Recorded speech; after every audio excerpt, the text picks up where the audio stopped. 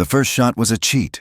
It came from the high rocks, a whining crack of sound that struck Eli Turner's horse before he even knew he was hunted. The big roan screamed, a terrible high sound that was cut short as it folded, pitching Eli from the saddle. He hit the ground hard. The cracked, sun-baked earth of the New Mexico trail knocked the wind from him, and the sky wheeled, a blinding sheet of white-hot blue. He tasted dust and blood. His rifle was still in the scabbard, trapped under the dead weight of his horse. A second shot kicked dirt near his head. He rolled, pushing with his heels, scrambling for the meager cover of a scorched cactus. The pain came then, not a sharp sting, but a deep, sickening burn in his left shoulder. It felt like a hot poker had been driven straight through the meat and bone. He heard voices, rough shouts in a language he half knew, but they were distant. They were not Apache. They were white men, reavers, maybe, or just men meaner than he was. Eli pressed his hand to his shoulder, and it came away slick and dark red. He was losing blood fast. He lay flat against the baked dirt, the smell of alkali and his own horse's death filling his lungs. The sun was a hammer. He waited, silence. They were not coming down for him. They were waiting for him to move, to make himself a target. Or maybe they thought he was already finished. He heard them laugh, a thin sound carried on the dry wind. Then, the sound of his pack horse being led away. They were taking everything, his water, his food, his ammunition. They were leaving him to the land. Eli closed his eyes. This was a bad way to die. He had seen men die in skirmishes, seen them die of thirst, seen them swing from ropes. This felt worse. It was nameless.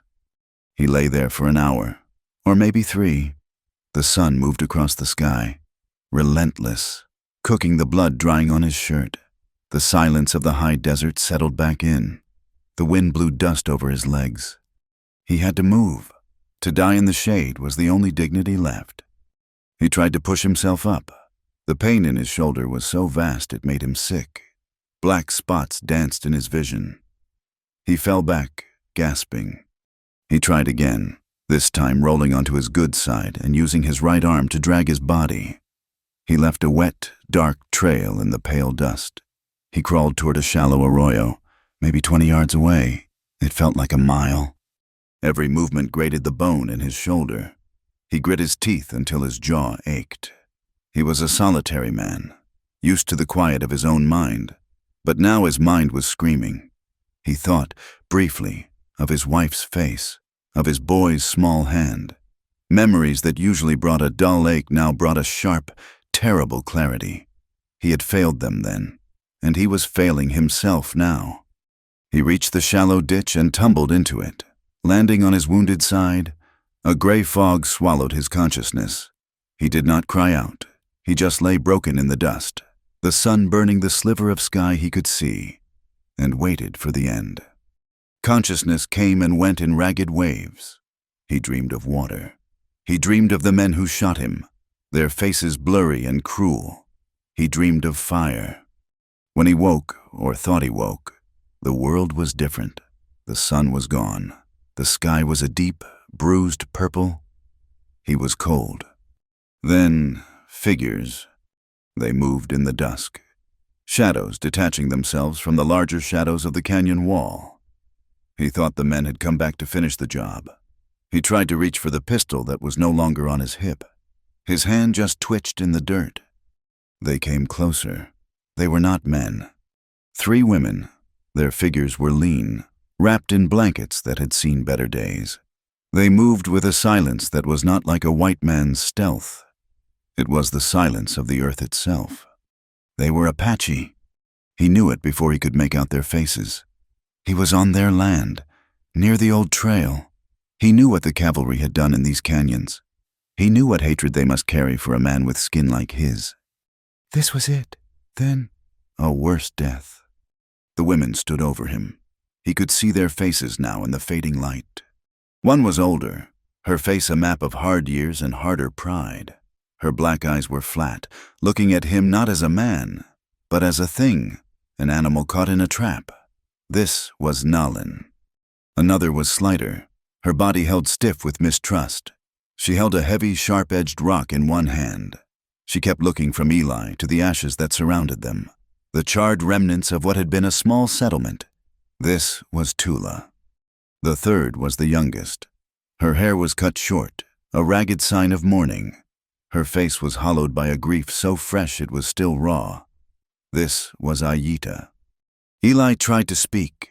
A dry, rasping sound came out. "Water!" Nayland said something in her own tongue. The word was sharp, like a stone hitting stone. Tula took a step forward, raising the rock. Her eyes were full of a quiet, terrible anger. She looked at Nalin, waiting for the order. "No," a voice said. It was the youngest one, Ayita. Her voice was soft, but it cut through the cold air. Nalin turned to her. A rapid, harsh argument began. Nalin's voice was low and commanding, contemptuous. Tula chimed in, her words sharp and fearful. They were speaking of him. They were deciding. Eli watched, helpless. He saw Nayland point to the burned skeletons of the wickiups that littered the clearing. This was their home, or it had been. He realized, with a dim horror, that he was lying in the ashes of their village. The soldiers had been here. Ayita's voice rose. It cracked with sorrow, but it did not break. She gestured not at Eli, but at the sky, at the ground. She was pleading. It was a strange, desperate sound. She seemed to be arguing that enough death had visited this place. Nalin stared at Ayita for a long time. The pride in her face fought with the exhaustion. Finally, she gave a short, angry nod. Not of agreement, of concession. Tula lowered the rock, her disgust clear. Ayita knelt beside Eli. He flinched, expecting a knife. Her eyes were black, and he could see his own broken reflection in them. They were full of a pain that matched his own. She touched his good shoulder. Her hand was small, rough, but it was a human touch. Then Nalin and Tula grabbed his legs. Ayita took his good arm. They began to drag him. The pain was absolute. It ripped through his shoulder, his chest. He blacked out again. His last sensation, the smell of wood smoke and sage on their clothes as they pulled him away from the trail, away from the life he knew, and up into the high, hidden canyons. He woke to firelight flickering on a low ceiling of mud and rough-hewn beams. The air was thick with the smell of smoke and unfamiliar herbs. He was lying on a pallet of dried grasses and thin blankets, and every inch of his body ached. His shoulder was a universe of pain, but it was a duller, tighter pain. He turned his head. His shirt was gone. His wound had been cleaned and packed with a dark, wet poultice of leaves. It was bound tightly with strips of clean cloth. The room was small, dug into the side of a cliff. It was an adobe shelter, hidden, with one small window covered by a hide. A fire burned low in a small, clay hearth. It was warm. He was not alone. The three women were there. Nalin sat closest to the fire, sharpening a knife on a whetstone. The sound was rhythmic, scraping, scrape, scrape, scrape. She never looked at him. Her back was rigid. She was the matriarch, the guardian. Her pride was a wall around her. Tula was near the doorway, grinding corn in a stone medity. Her movements were jerky, angry. She kept glancing at Eli, her eyes full of fear and hatred, then looking away, as if the sight of him contaminated her. Ayita sat in the darkest corner, mending a moccasin. Her hands were busy, but her eyes were still. She seemed to be looking at something far beyond the adobe walls. Eli watched them. He was a prisoner, a patient. He did not know which. He was entirely at their mercy. He heard them speak. Their language was soft, full of clicking consonants and low tones. It made him feel even more isolated.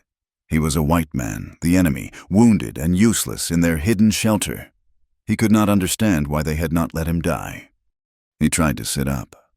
Instantly, the talking stopped. The scraping of the knife stopped. The grinding of the corn stopped. 3 pairs of eyes snapped to him. Nalin's hand tightened on the knife. Tula shrank back, her hand flying to her throat. Aita just watched him, her expression unreadable. The tension in the small room was so thick he could barely breathe. It was the silence of a rattlesnake before it strikes. Eli slowly, painfully, pushed himself up onto his good elbow.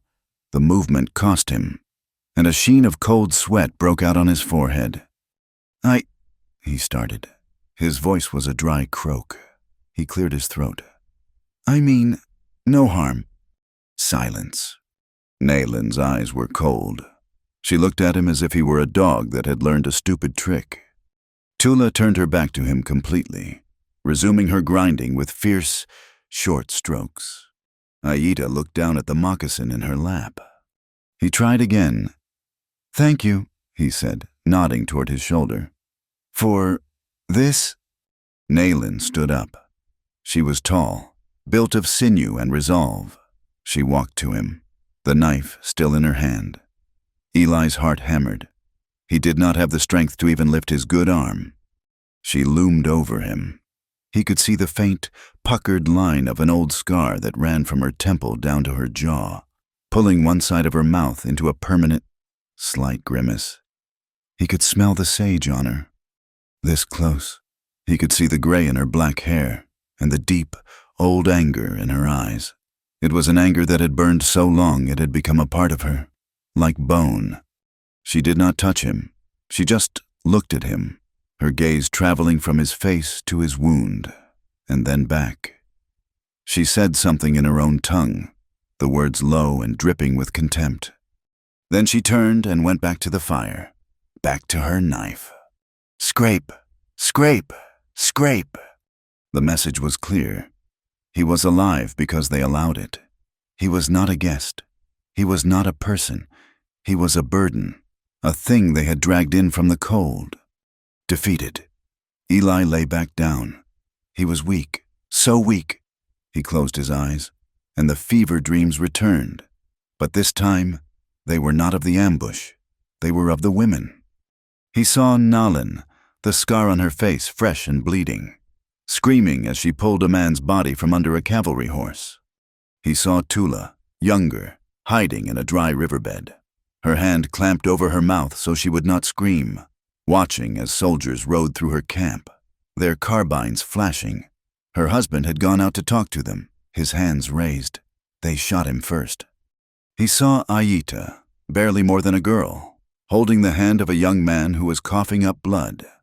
He saw the firelight reflecting in her wide, tear-filled eyes as the flames caught the roof of their wickiup, the ashes he had been lying in. They were the ashes of her life. He woke with a start, choking on his own breath. The shelter was dark. The fire was down to glowing red embers. He was thirsty. The thirst was in agony, worse than the shoulder.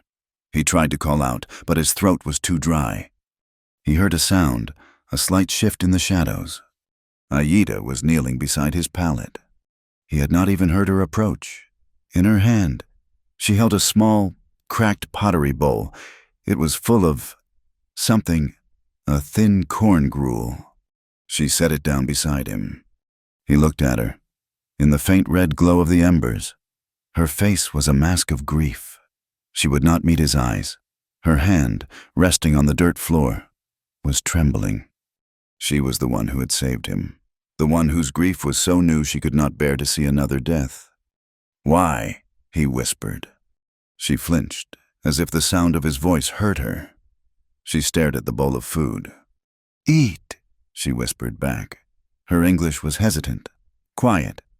He struggled to sit up, his shoulders screaming in protest. He managed to get halfway up, leaning against the cold adobe wall. He reached for the bowl with his good hand, his fingers shaking. He brought it to his lips and drank. It was thin, barely warm, and tasted of ash, but it was the best thing he had ever tasted. He drank it all, his hand unsteady. When he finished, he lowered the bowl. He looked at her, wanting to say thank you again, wanting to ask who she was, where they were.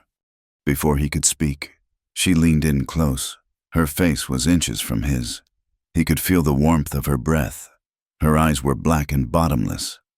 "Don't try to run," she whispered. The words were fierce, a warning from deep in her soul. "The soldiers are close. The land will kill you.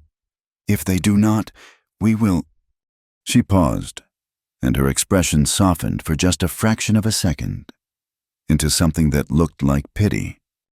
"You'll die." She picked up the empty bowl and, as silently as she had come, dissolved back into the shadows of the shelter. Eli Turner stared into the darkness where she had been. He was alive. He was fed. And he was trapped. He leaned his head back against the cold wall, the pain in his shoulder a dull throb, and for the first time since the ambush, he felt a cold, sharp spike of fear that had nothing to do with dying. The wound knit slowly. It was a clean shot, through and through, but the lead had torn the muscle badly, and the fever lingered. For 10 days, Eli Turner drifted in and out of a haze, his world reduced to the 4 walls of the adobe shelter and the 3 women who moved within it. His presence was a sickness in the small room. He could feel it every time he woke. Nalin, the eldest, would not look at him. She treated him as one might treat a broken tool left in the corner, an object that had no business being there, taking up space, consuming resources, when she tended his wound, which she did with a rough, impersonal skill. Her touch was hard. She would smear the green pungent poultice on the inflamed skin as if she were scouring a dirty pot. Her anger was a dry heat that radiated from her. Tula, the quiet one, was worse. She was a creature made of fear. She would start if Eli so much as cleared his throat. She moved around him in wide arcs, as if he carried a plague. When she brought him water, she would set the cup on the floor several feet from his palate and retreat, her eyes wide, her hand often straying to the knife she wore at her waist. Only Aita, the youngest, treated him like a man, but the grief she carried was so raw it made her careless. She would sometimes sit and stare at him, her dark eyes vacant, as if he were a ghost she had conjured. She was the one who had insisted they save him, and Eli sensed that this decision had cost her.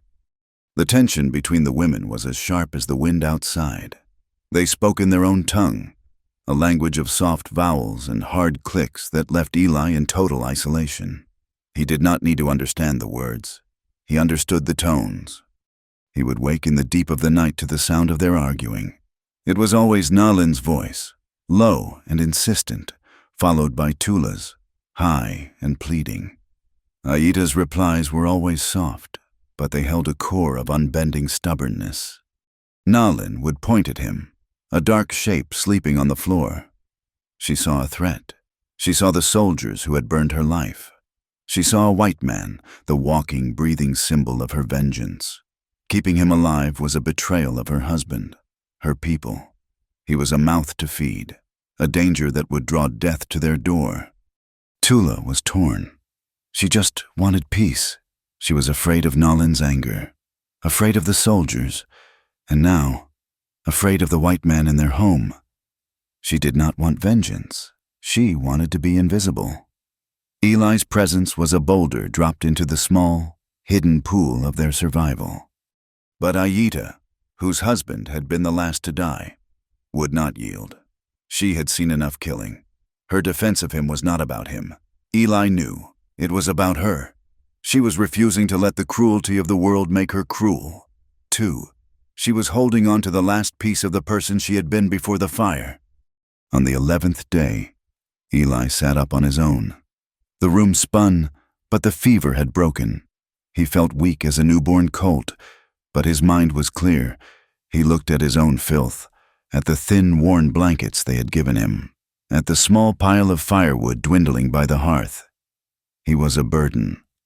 He swung his legs off the pallet. The 3 women froze. Nalin's hand went to her knife. Eli held up his good right hand, palm out. "The roof," he said, his voice hoarse from disuse. He pointed up. A small, steady drip of water was falling from a crack in the ceiling beams, the result of a brief morning rain. "It leaks." Nolan's eyes narrowed. Eli got to his feet. Pain shot through his shoulder, and he gritted his teeth, refusing to show it. He stood, swaying slightly. He was a tall man, and in the low-ceilinged room, he seemed to fill the space, upsetting the delicate balance they had maintained. He mimed, mixing mud, then pointed to the ceiling again. "I can fix it." Nolan said something sharp in Apache. Aida replied, her voice calm. She nodded at Eli. "Permission?" He spent the day working. It was slow, agonizing work. He used his good arm to haul buckets of dirt and straw, mixing it with water Tula brought, her face averted. He climbed onto a small, rickety stool and packed the mud into the ceiling crack. His shoulder burned, and by midday, sweat was pouring from him, but he did not stop. The women watched him. They watched him grunt with effort, watched him pause to breathe through the pain, watched him wipe his good forearm across his brow. He was not just a wounded thing anymore. He was a man, and he was working to earn his keep. When he finished, the leak was sealed. He was exhausted, his legs shaking. He sat heavily on his pallet, his whole body trembling with the strain. Aida approached. She set a bowl of thin rabbit stew beside him. It was more than the thin gruel he had been getting. He looked up at her. "Thank you," he said. She nodded once, quickly, and moved away. From then on, he worked. He was still their prisoner, still their enemy, but he was also their laborer. His strength returned in small, hard-won increments. He repaired the broken door hinge. He reinforced the small animal pen outside. He began the grueling task of hauling water from the hidden spring, a half-mile down the canyon. He would see Tula struggling with the heavy water skin and would simply take it from her. He never spoke, never met her eyes. He just took the burden and carried it. She stopped flinching when he came near. She just watched him, her brow furrowed, the hatred in her eyes slowly being replaced by a deep, unsettling confusion. The small acts of service began to chip away at the wall of their suspicion. He was quiet. He asked for nothing. He ate what he was given and never complained. He took up his space by the fire and worked. Cautious respect began to grow, as thin and stubborn as a blade of grass in the cracked earth. One evening, Aida was cooking. The small iron pot they used, worn smooth with time, had a loose handle. As she tried to lift it from the fire, the wire twisted. The pot tipped. Hot stew and embers spilled onto the hearth. Aida cried out, pulling her hand back. Eli moved without thinking. He was closer. He lunged, his good hand shooting out to grab the pot, his wounded left arm instinctively coming up to shield his face. His bare hand closed over the hot wire handle, and at the same time, it closed over Aida's. The world stopped. The fire crackled. He could feel the sudden, shocking heat of the metal, but beneath it, he felt the warmth of her skin. Her hand was small, strong, and trembling. He looked at her. She was staring at their joined hands, her eyes wide with shock, lifted to his. It was a moment of profound intimacy, more charged than any touch he had known in years. It was just a hand, holding a pot, but in this room, in this world, it was a violation, it was a bridge. He saw the woman, not the widow. She saw the man, not the enemy. Aida ripped her hand away as if she had been stung by a wasp. She scrambled backward, falling onto her pallet, her breath coming in ragged gasps. Eli ignored the burn on his own palm. He righted the pot, his heart hammering. Nolan and Tula had seen it all. Nolan's face was thunderous. She looked from Aida's shaking form to Eli, and her hand tightened on her knife. Tula just looked stricken, her eyes darting between them, her old fear returning. Eli retreated. He sat back on his pallet, the spell broken. The smell of burned stew filled the air. That night, the silence was heavier than before. The argument between the women did not happen. There was just a cold, watchful quiet. Eli knew he had crossed a line he had not even known was there. He sat by the fire, long after the women had settled onto their pallets. He could feel Tula watching him from the shadows. He knew he had to fix this. He had to give them something, to replace the dangerous image they now had of him. He spoke to the fire, his voice low. "I had a wife." No one moved. He was not sure they were listening. Her name was Sarah. He stared into the embers, seeing a face he had tried for 3 years to forget, because remembering hurt too much. "We had a boy, Thomas. He was 4. He picked up a small stick and poked at the coals. "We had a small homestead. Down in Texas, was gone. Checking fence line. Raiders came through. Not Apache." He made sure to say that. "White men. Americans. Riding under a black flag. They burned everything." His voice grew thick. He had not spoken these words to anyone. "When I got back, it was just ashes. Nothing left. Just smoke." He looked at his hands. "I buried what was left. 2 small mounds of stone. That was all." He let the stick fall into the fire. "I didn't mean to frighten her." He glanced toward Ayita, touching her hand. "It was just, it's been a long time. I'm sorry." He looked over his shoulder. Ayita was sitting up, her blanket clutched to her chest. In the dim red glow, he could see the wet shimmer of tears tracking through the dust on her cheeks. She was not crying for him. She was crying with him. Tula was watching him, her face a mask of complex sorrow. She, too, understood. Nayland lay on her back, rigid, staring at the ceiling. She had heard. He had given them his grief. It was the only language they all spoke. The next few days, the air in the shelter changed. The tension did not vanish, but it shifted. It was no longer the sharp tension of hatred. It was the heavy, complicated tension of shared sorrow. Tula no longer avoided his gaze, but studied him with a sad, probing look. Ayita was quiet, gentler. Only Nayland remained a fortress. Her pride was too old, her wounds too deep. She saw his pain, perhaps, but she did not trust it. They needed firewood. The supply was low, and the wind had a new, cold bite to it. Winter was coming early to the high canyons. Nayland prepared to go. Her injured ankle now healed enough to walk, though she favored it. Eli grabbed a length of rope. His shoulder was stiff, the muscles tight, but the wound was closed. He could carry. "I will come," he said. Nayland looked at him. "You will slow me down." "I am strong enough. We can carry more together." It was not a request. He was tired of being a patient. He was tired of being a prisoner. She saw the resolve in his eyes. She nodded. "Once. Stay close. Do not make sound." They climbed out of the hidden shelter, up the winding goat path to the ridge above. The land was brutal. Red rock, twisted juniper, and a sky so big it threatened to swallow them. They walked for an hour, Nayland moving with a grim, practiced silence. Eli, for all his years on the trail, felt clumsy beside her.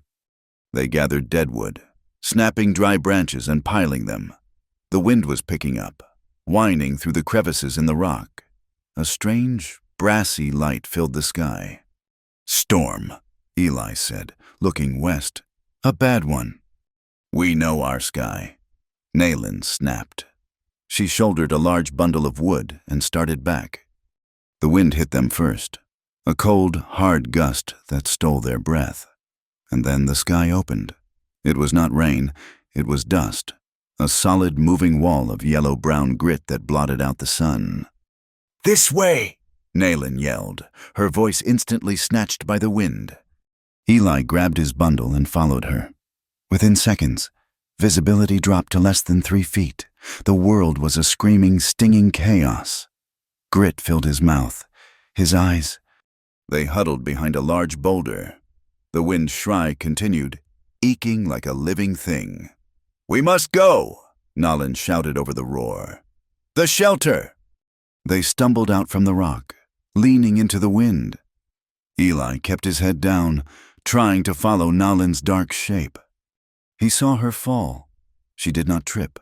The ground, a patch of loose scree, simply gave way under her foot. She cried out, a sharp, angry sound, and went down. Eli dropped his wood and was at her side in an instant. She was clutching her ankle, the same one she had injured before. It was trapped between two rocks, twisted at a bad angle. "It is broken," she hissed, her voice tight with pain and fury. She was furious at the land, at the storm, at him, but mostly at her own body for failing her. "We have to get you out," Eli yelled, pulling the rocks away. "Leave me, take the wood. They will need it." "Shut up," Eli said. The roughness in his own voice surprised him. He pulled her free. "Can you stand?" She tried. The moment she put weight on it, she collapsed against him with a grunt of agony. "No." The wind was tearing at them. They would be buried out here, or frozen when the temperature dropped. "Get on my back." "No," she shoved at him. "I will not be carried, not by you." "This is not a choice," Eli snarled. He was done with her pride. He was done with his. This was survival. "We both die here, or I carry you. Get on my back, now." She stared at him, her black eyes flashing in the yellow gloom. She saw the man he was, not the man she wanted him to be. He was hard. He was a survivor. Like her. She gave a short, "Guts," growl sound of defeat. He crouched, his bad shoulder screaming in protest. "Quickly!" She wrapped her arms around his neck. Her body was wiry, light, but it felt like a sack of stones. He grabbed her legs with his good arm, locking his hand around her knees, and stood. The pain was blinding. His left shoulder felt as if it were being ripped apart again. He bit back a cry. "Which way?" he shouted. She pointed, her arm tight around his throat. He walked. He carried her through the roaring, blinding dust. Each step was a fresh wave of pain. He focused on the ground in front of him, on the memory of the trail. Nalin was rigid on his back, her pride a palpable weight. He could feel her breath, hot and quick, against his ear. He did not know how long he walked. An hour, a lifetime. His legs were numb. His shoulder was a raw, open fire.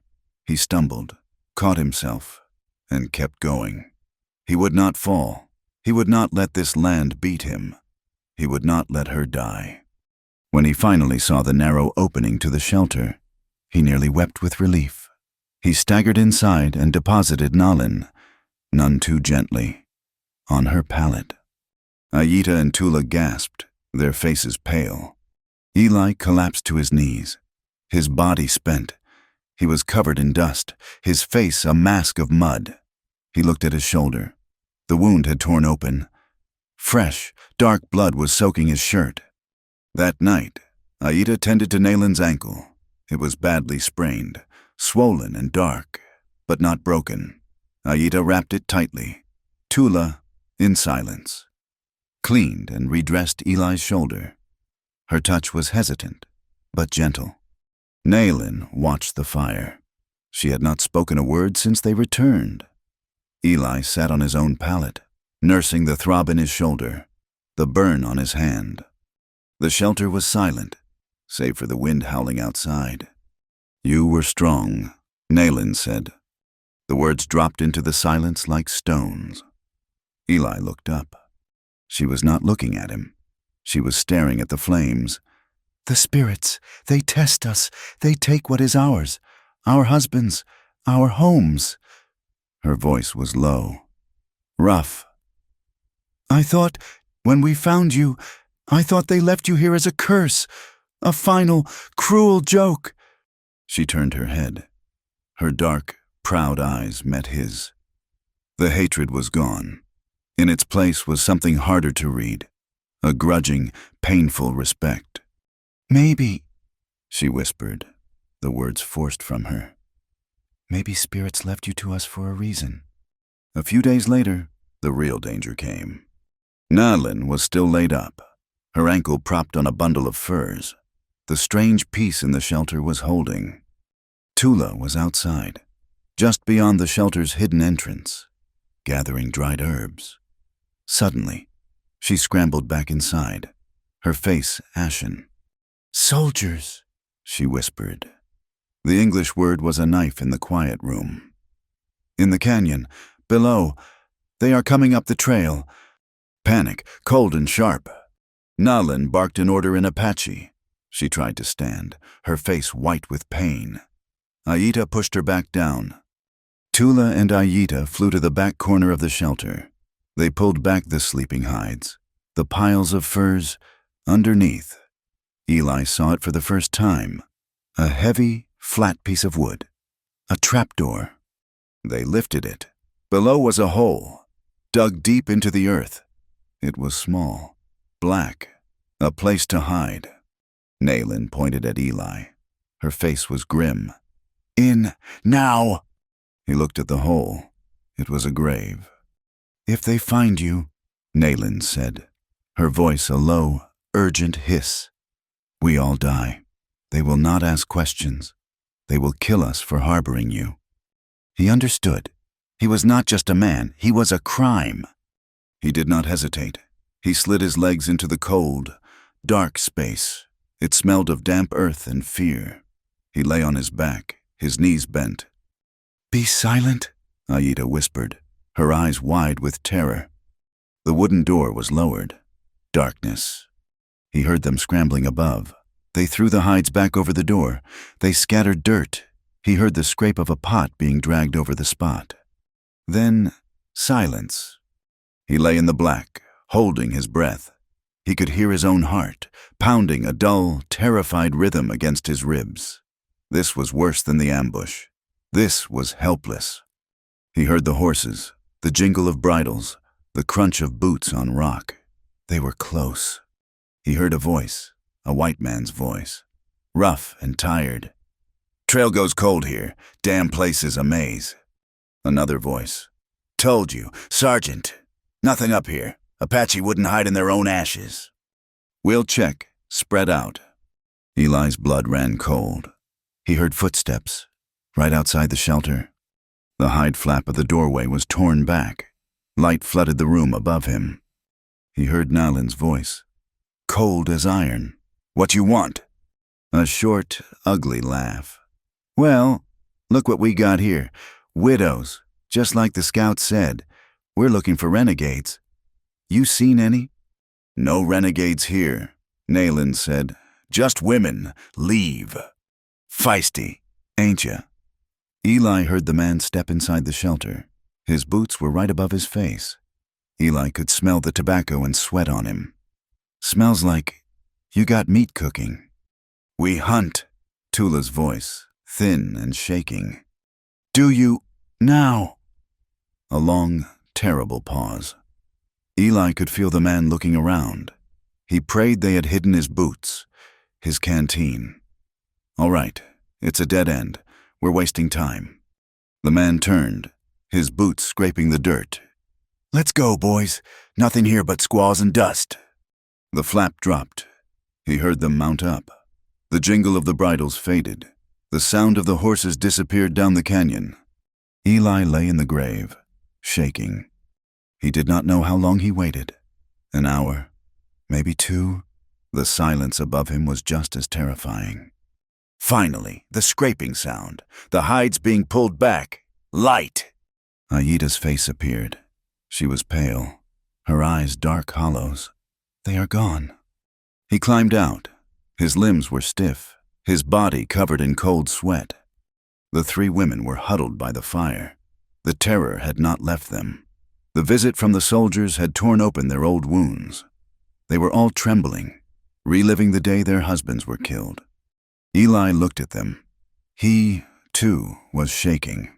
The proximity of the soldiers, of his own kind, had terrified him. He almost died for them. They had almost died for him. That night, the shelter felt different. The wind howled, a lonely, wounded sound. The fire burned low. The shared fear was a living thing in the room. Eli lay on his pallet. He felt cold, colder than he had ever been. He felt the darkness of that hole still on him. He stared at the embers, feeling utterly, terrifyingly alone.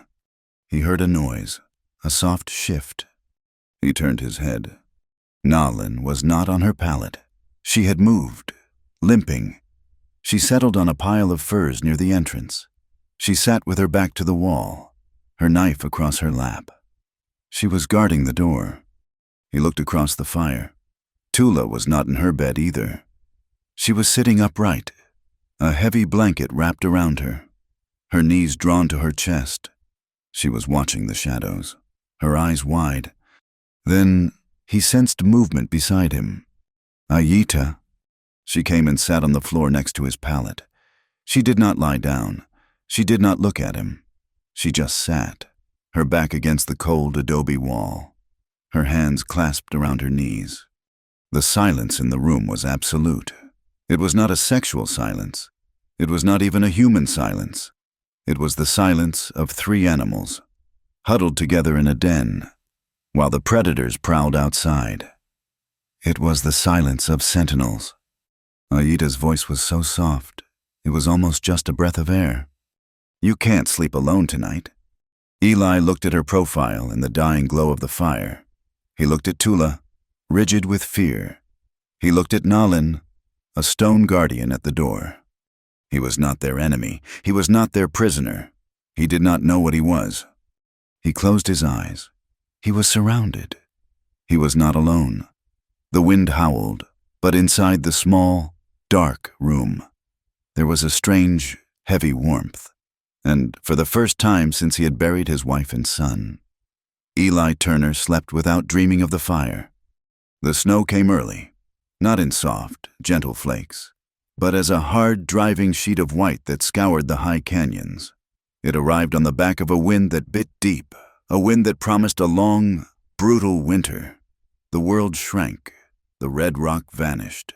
The vast, open land that had been their hunting ground was now a trackless, hostile ocean of white.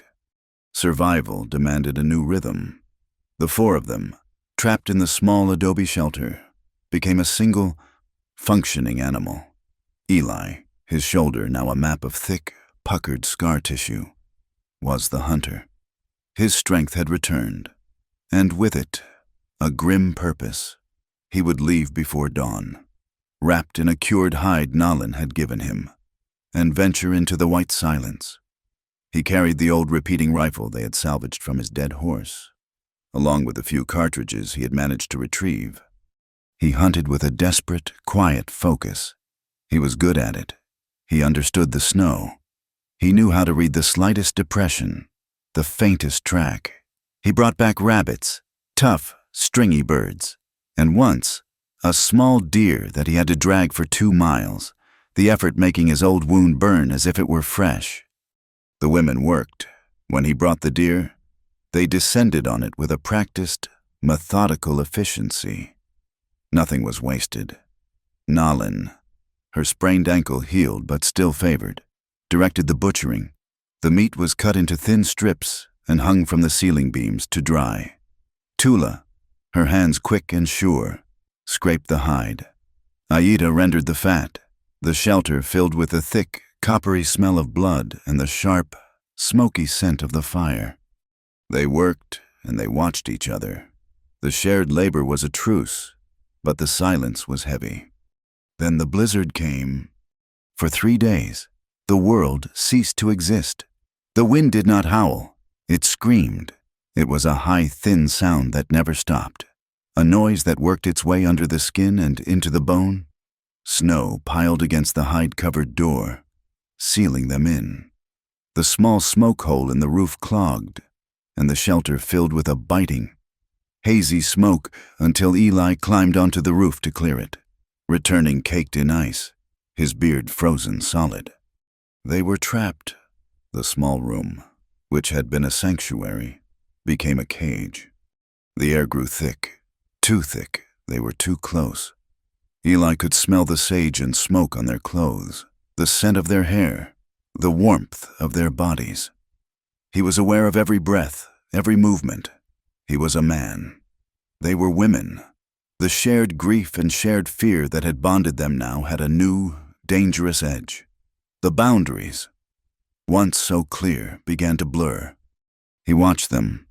He watched Nalin's hard profile as she stared into the fire, her mind 1,000 miles away, plotting their survival or reliving her vengeance. He watched Tula, who grew jumpier, her hands constantly busy, as if stillness would cause her to shatter. And he watched Aida. She had grown quieter. The raw, open grief had settled, not gone, but changed into a deep, permanent shadow in her eyes. She was the one who tended the fire, who portioned the food. She was the heart of their small, broken world. On the second night of the blizzard, the fire was burning low. Nalin and Tula were asleep, or pretending to be, wrapped in their blankets. Eli sat near the hearth, his back against the wall, oiling his rifle by the poor light. The wind outside was a physical weight. Aida sat across from him, mending one of his torn shirts with a bone needle. The silence stretched. He saw her wince, a small, quick movement. She had been rubbing her arm, just below her shoulder, where the smoke-tanned buckskin of her dress was worn thin. "Is your arm stiff?" he asked. His voice was too loud in the small space. She started, looking up. "No, it is old." He looked closer. He had seen it before, but never truly noticed it. A faint, silvery line against her brown skin, running from her collarbone down toward her shoulder. It was a scar. "What is it?" he asked, his voice softer. She looked down at the shirt in her lap. From the fire. He knew what fire she meant, the one that had taken her husband, the one that had left the ashes he had been found in. "Soldiers," she whispered. The word was heavy, like a stone. "One of them. He held a brand from the fire. He said he was marking the herd." Eli's hand, the one holding the oil rag, tightened. The sickness that filled him was cold, a deep, familiar shame. He set the rifle down. He looked at her, at the quiet pain in her face. He did not know what he was doing. He just knew he had to. He reached out his hand, his fingers rough and calloused. He did not touch her. He held his hand, palm up, in the space between them. An offering. A question. Aida watched his hand for a long time. The wind cried. Tula turned in her sleep, slowly, as if in a dream. Aida leaned forward. She did not meet his eyes. She leaned into his touch, pressing her scarred skin against his palm. He did not move. He held his hand steady. He felt the raised, smooth line of the scar. It was a terrible, intimate thing. He felt the warmth of her body through it. He felt the pain it held, a pain that echoed the one in his own soul. He thought of the fire that had taken his wife, his son. This was the same fire. It was tender. It was agonizing. He closed his fingers, not to grab, but to hold, to acknowledge. His thumb brushed the scar. A single tear rolled down Aida's cheek and splashed onto his hand. She pulled back, a sharp, quick intake of breath. She turned her face away, hiding in the shadows.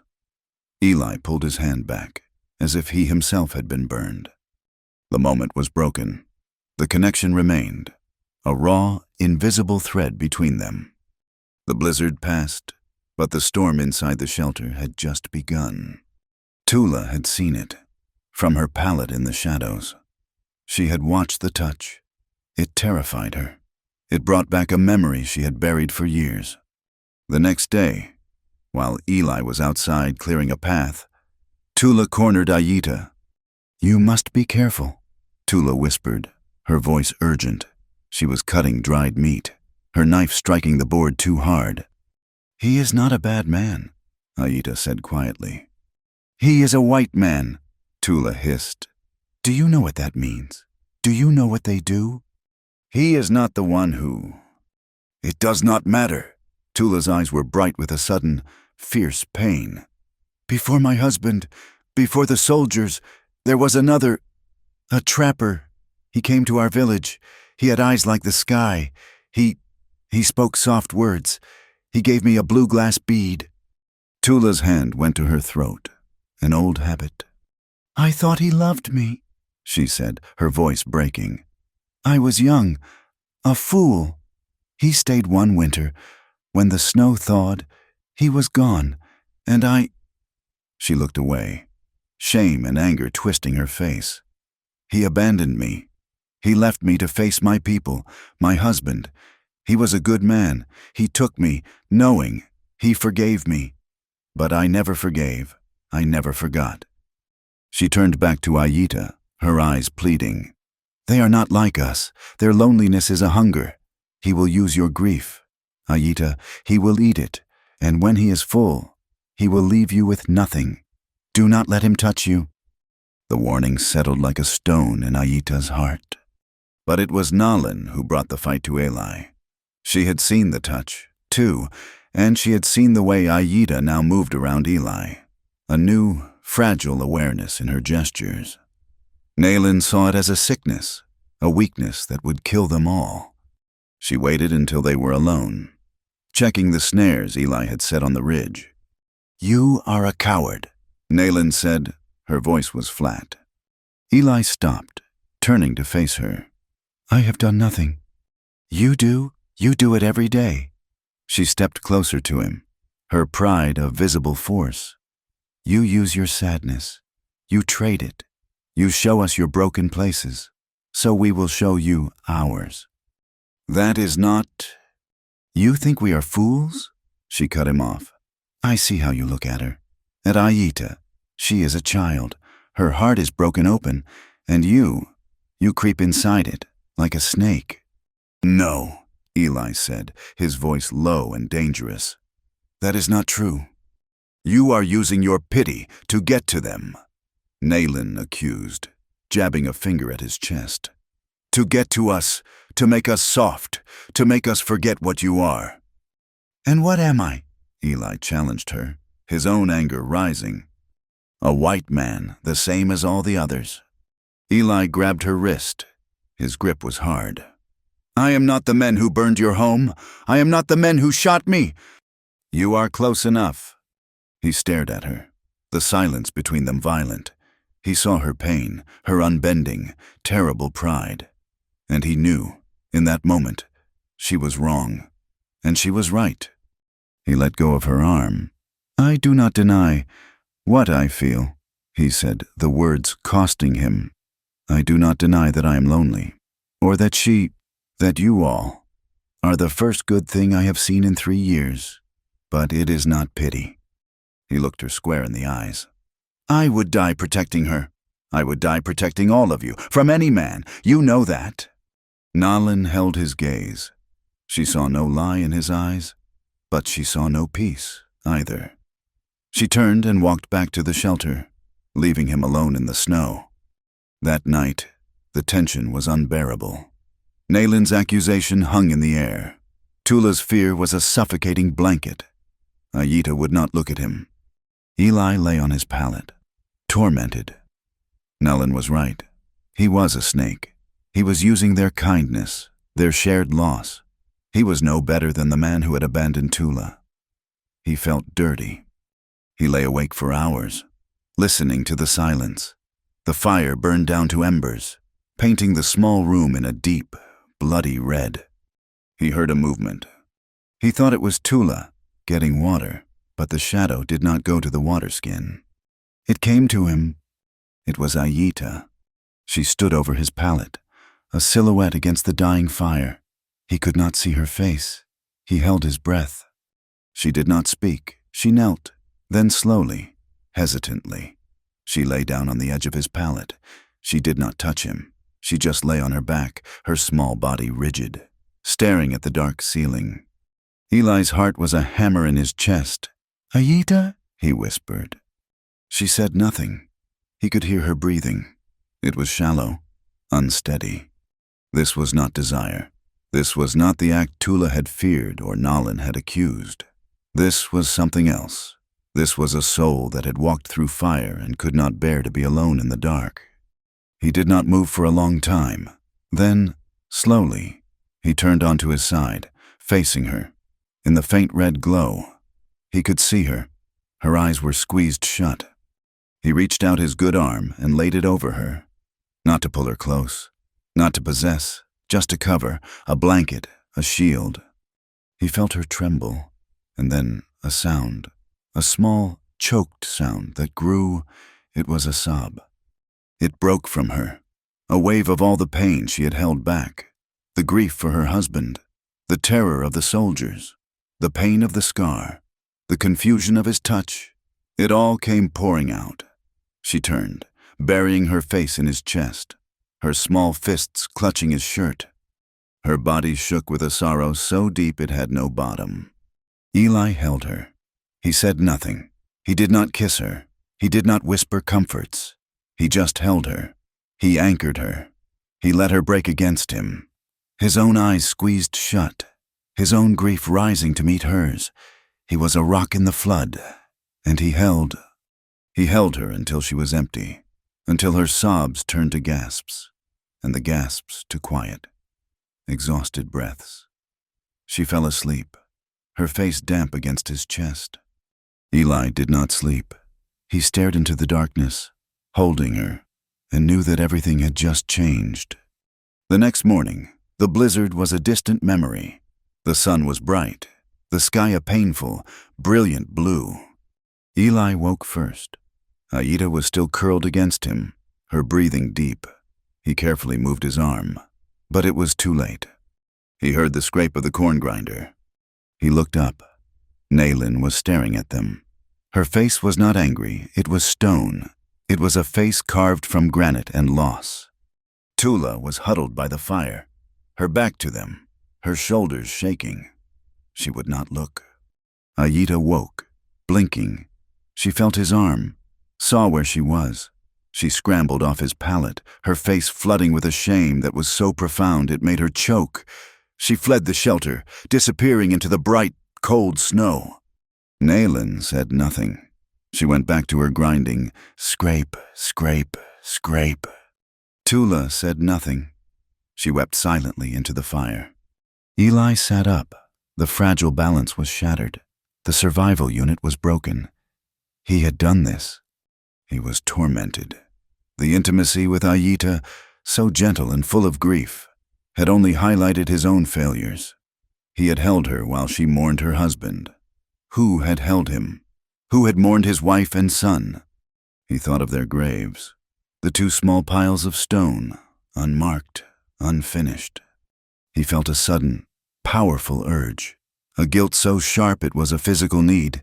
He had to go back. He had to mark their graves. He had to finish it, to say goodbye properly, before he could... He stood up. "I am leaving," he announced. Naylin did not look up from the grinder. "Do not be a fool. The snow is deep. You will not last a day." "I have to go," he said. He began gathering his few things. Aida returned, her face scrubbed raw from the cold. She had heard. "No," she said. Her voice was small. "Eli, do not go, please." Her plea almost broke him, but the ghosts of Sarah and Thomas were stronger. "I will be back." "No," Naylin said, her voice flat.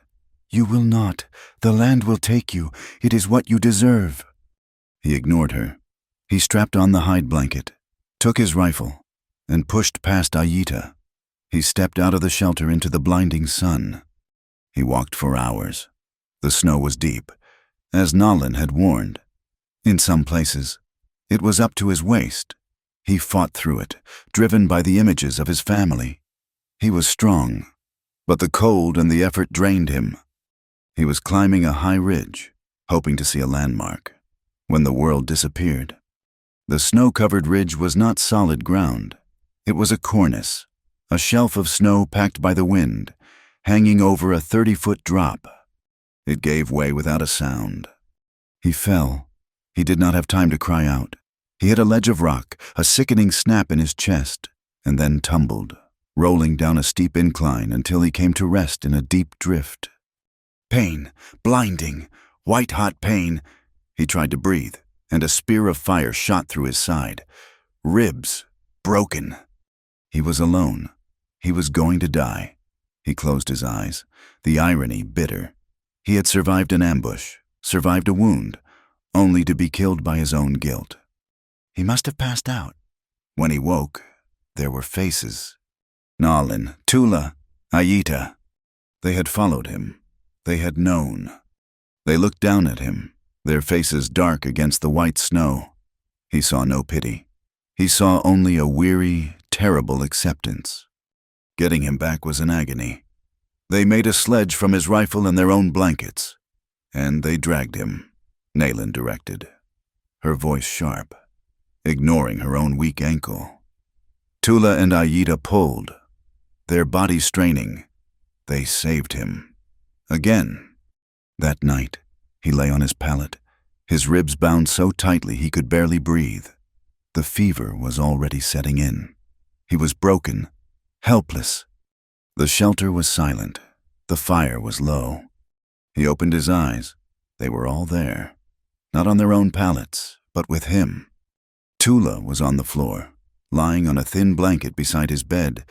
She was not sleeping. She was just there, a weary, silent guardian. Nalin was kneeling. She was on the other side of his pallet, her back straight, her hands resting on her knees. She was not looking at him. She was looking at the fire, a sentinel of stone. And Ayita, she sat on the floor, close to his head.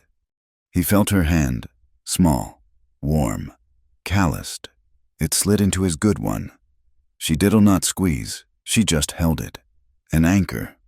He lay there, broken, held captive by their care. He looked from Tula's quiet form, to Nalin's rigid back, to Ayita's hand, clasped in his. The silence in the room was absolute. It was thick with everything that had not been said. It was thick with want. It was thick with loss. And it was thick with the unspoken truths that now bound the four of them together, as surely as the snow bound the canyons. The snow melted as violently as it had arrived. The high canyons filled with a roar of water. What had been a world of white silence became a world of gray rock and brown, churning mud. The spring was a false promise, a cold, wet season that brought new dangers. Eli's ribs had mended, leaving a permanent, deep ache in his side. He was stronger, but the confinement of the shelter had been replaced by the confinement of their situation. The world was waking up, and the world was full of enemies. In the small, muddy settlements down in the flats, rumors, frozen solid all winter, began to thaw. They were whispers at first, passed from a Pueblo trader to a drunk teamster, of the 3 Apache widows living alone in the high ridges. This was unusual, but not unheard of. But then came the other part, a white man. Jedediah Stokes, a prospector with a bitter spirit and alkali dust ground into the lines of his face, heard the whisper. He had been in the settlements all winter, brooding over a lost claim. He remembered, months back, seeing 2 rough men selling a fine roan horse and a good saddle, a saddle that had a particular patched stirrup. He had seen that same saddle on a lone rider, Eli Turner, near the old Apache trail just days before.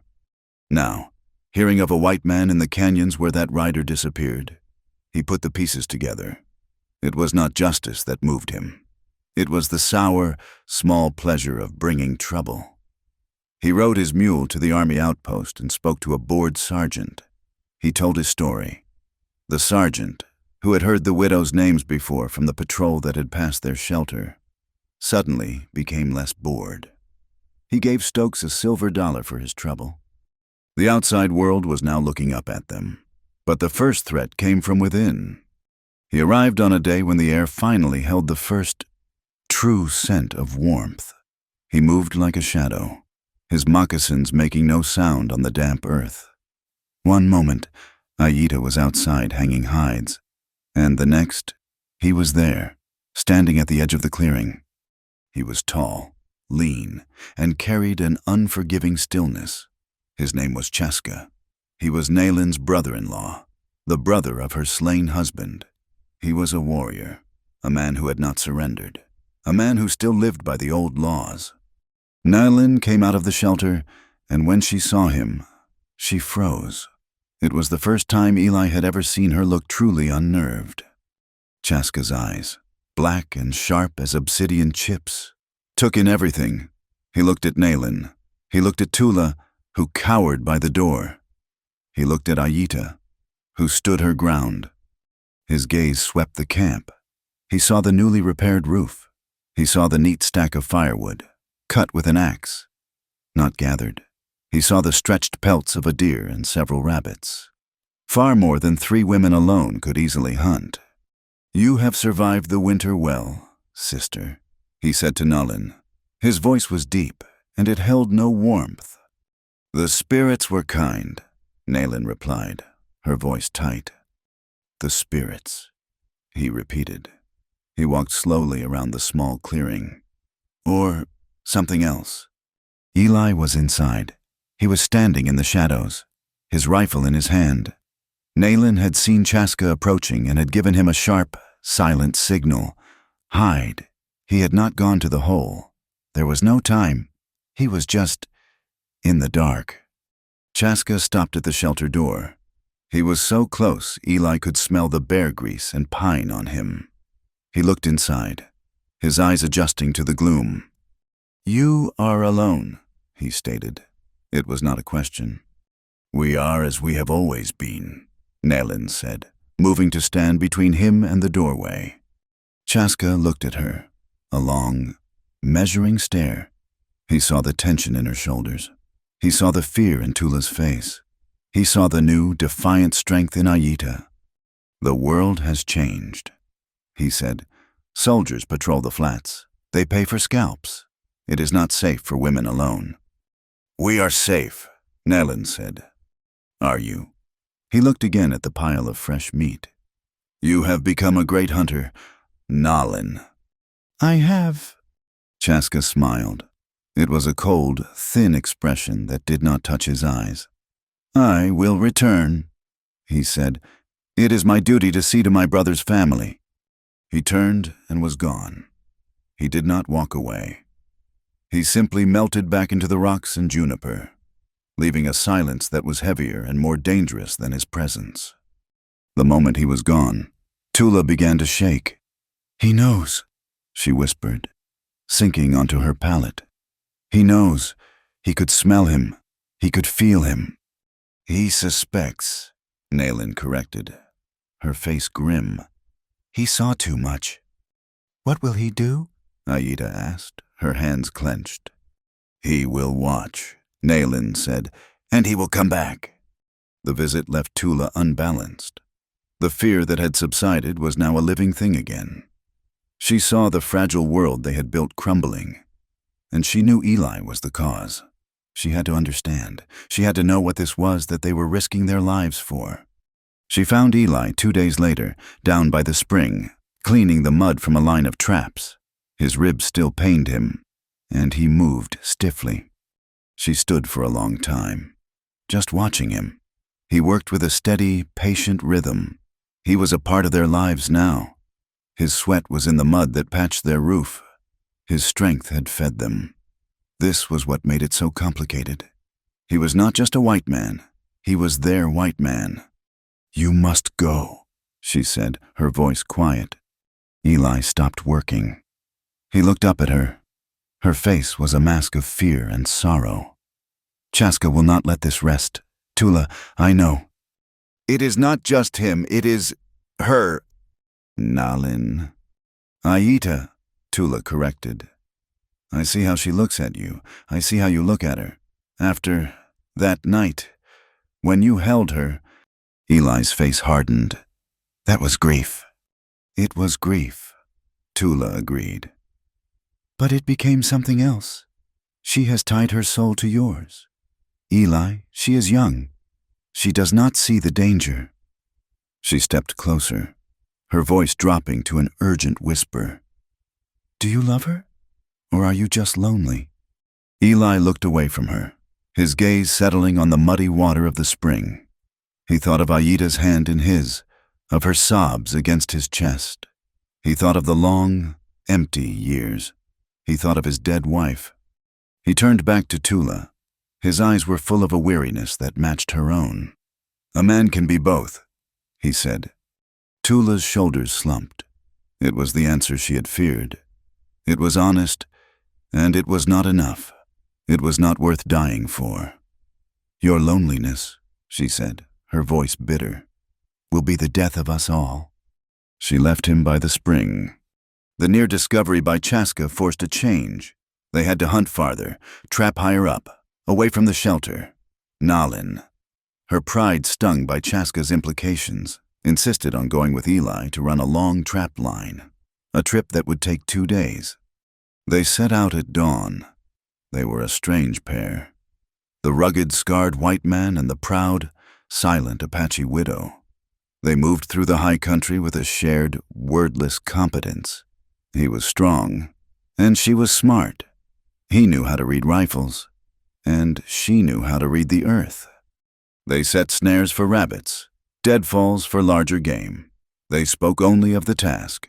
"Here," she would say, pointing to a game trail he had missed. "This way," he would say, pointing out a loose rock face. They made a cold camp at dusk, in a high rock cleft that sheltered them from the wind. They built a small, smokeless fire of dry juniper. They ate cold, dried meat and drank water from his canteen. The silence was different here. It was not the suffocating, emotional silence of the shelter. It was the vast, clean silence of the wilderness.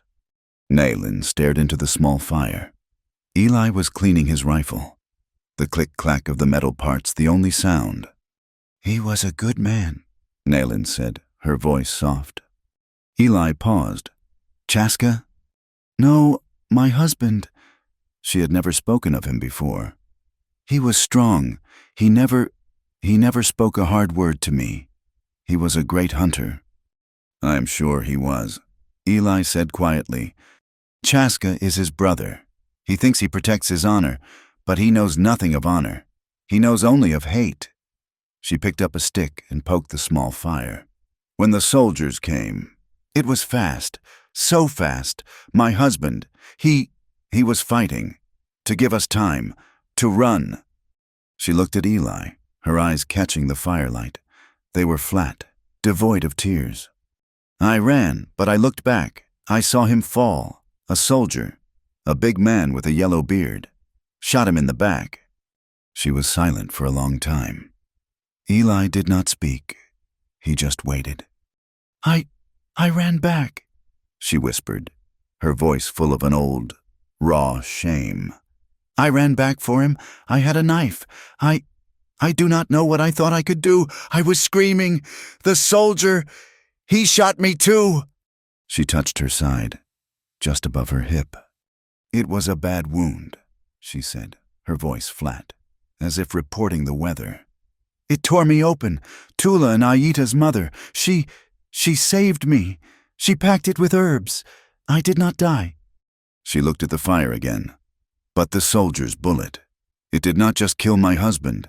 It killed my sons, my daughters, the ones who were never born." She let the stick fall. No children, no future. Eli looked at her. He saw the scar on her face, the hardness in her eyes. He saw the proud, strong woman, and he saw the empty, ruined place inside her. He did not offer pity. He did not have any to give. "We are all ruined in some way. Nalin," he said, his voice as rough as the rocks around them. "You, me, Tula, Aita. We are just the pieces left over, the things that did not burn all the way." Nalin looked at him. She looked at him for a long, long time. She saw the scar on his shoulder. She saw the memory of his own fire in his eyes. He was not a white man. He was not an enemy. He was just ruined, like her. She gave a short, hard nod. That night, the cold deepened. The fire was small. They lay on opposite sides of it, wrapped in their blankets. Eli lay awake, his ribs aching, his mind full of her words. He heard her move. He tensed, his hand moving to his knife. She was not attacking. She stood, a dark shape against the stars, and walked around the fire. She lay down beside him. Eli's whole body went rigid. "Nalin?" "The ground is warmer here," she said, her voice a low growl. It was a lie. He said nothing. He lay on his back, staring at the stars, acutely aware of her body, just inches from his. He could feel her warmth, smell the smoke in her hair. Then he felt her hand. It was not a gentle touch, like Aida's. It was heavy, calloused. Sure. She laid her palm flat on his chest, over his heart. He could feel the strength in it, the slight tremor. She was not seeking comfort. She was claiming something. It was a touch that was hungry and angry and deeply, terribly vulnerable. There was nothing innocent about it. Eli did not move. He did not breathe.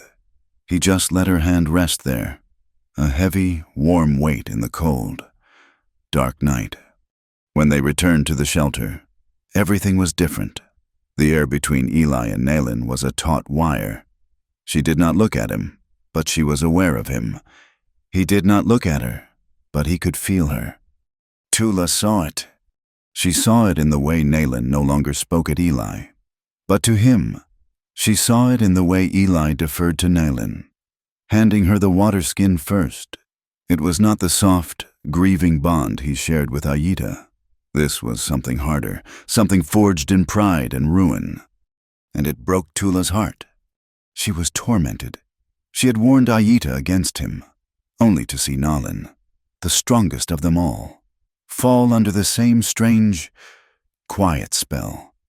Tula felt caught. She remembered the trapper with the blue glass bead. Her body remembered the warmth, the hope, the desire, and her mind remembered the betrayal. She watched Eli. She watched him move, watched his hands as he worked. She felt a deep, pulling hunger that disgusted her. She was loyal to her dead husband. She was loyal to her sisters. But she was also a woman, and she was so very, very lonely. This conflict, this war between her desire and her loyalty, ate at her, leaving her hollowed and silent.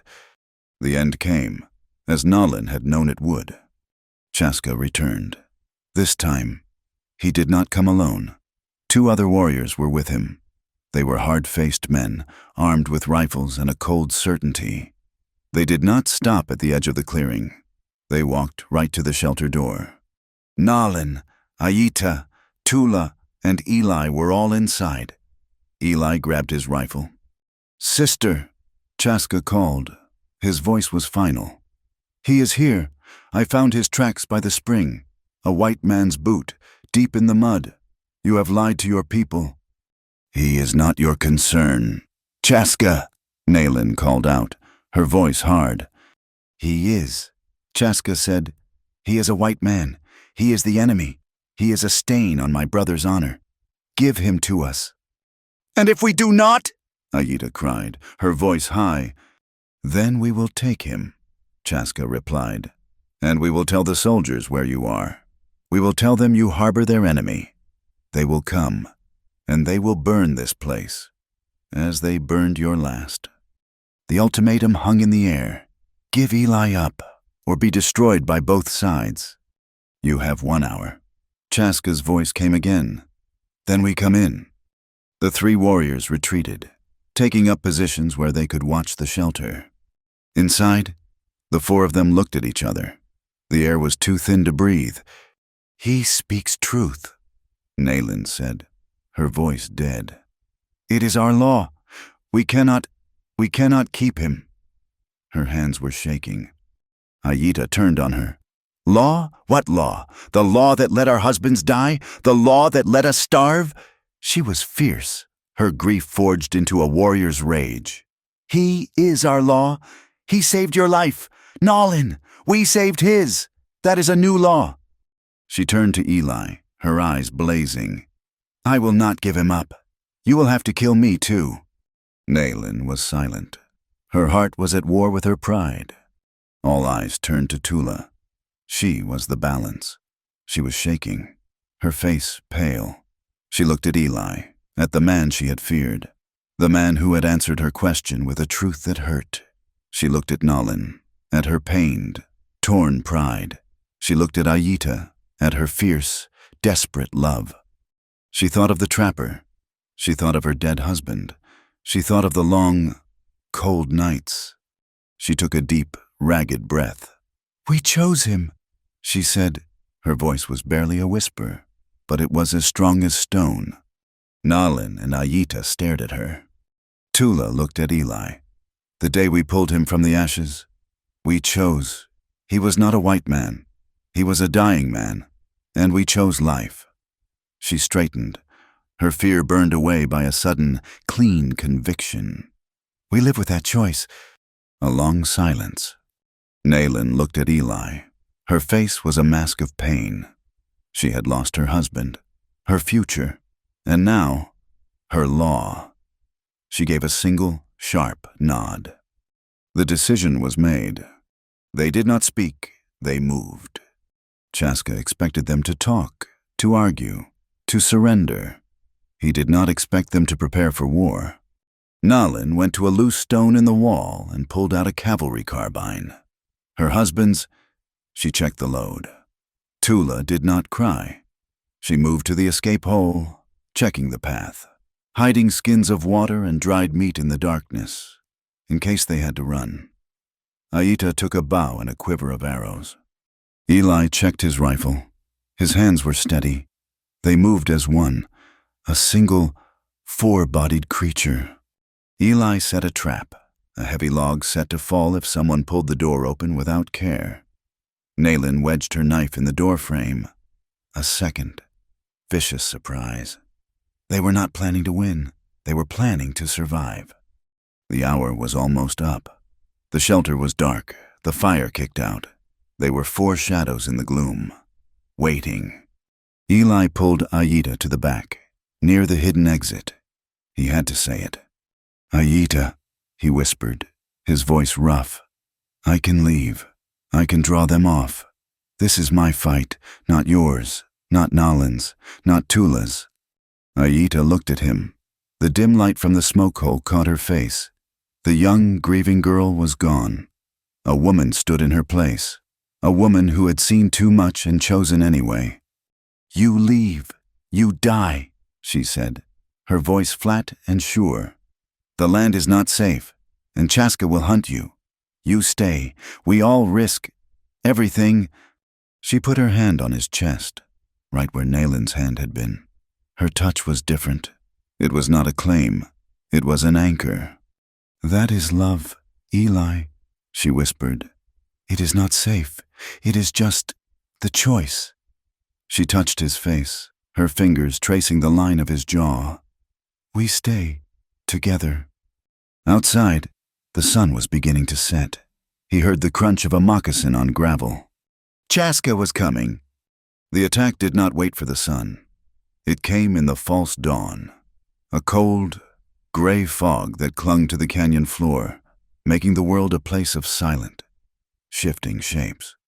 The hour Chaska had given them had passed, and the silence outside had become a living, breathing monster. Inside the shelter, no one spoke. Eli stood near the door, his rifle heavy in his hands. Nalin was on his left, her cavalry carbine steady. Ayita was behind them, her bow drawn. An arrow knocked. And Tula was not a warrior. She held a heavy, sharp-edged skinning knife, her knuckles white, her body trembling so hard it was almost a vibration. She was praying, her lips moving without a sound. "Now!" Chaska's voice cut through the fog, a command from nowhere. The first shot was a deafening explosion. It splintered the wooden door, sending fragments of wood stinging into the darkness. It was followed by a war cry, and the door was kicked open, ripping away the log trap Eli had set. It fell, but it was too slow. 3 figures burst in, 3 shadows against the gray, foggy light. Chaos! The small shelter filled with smoke and the roar of gunfire. Eli fired his rifle from the hip. The man he aimed at, one of Chaska's warriors, grunted and fired back. The bullet whined past Eli's ear, close enough to feel the heat. Ayita loosed her arrow. It flew true, striking the second warrior in the shoulder. He roared, dropping his rifle, but it did not stop him. He lunged, a knife in his good hand. Not at Eli, but at Ayita. He saw her as the weakest. "No!" Tula screamed. It happened in the space of a heartbeat. Tula, who had been frozen in terror, moved. She threw her body in front of Ayita, her own small knife held up. It was a pathetic defense. The warrior, his face a mask of rage, did not even slow. His knife, intended for Ayita, plunged deep into Tula's stomach.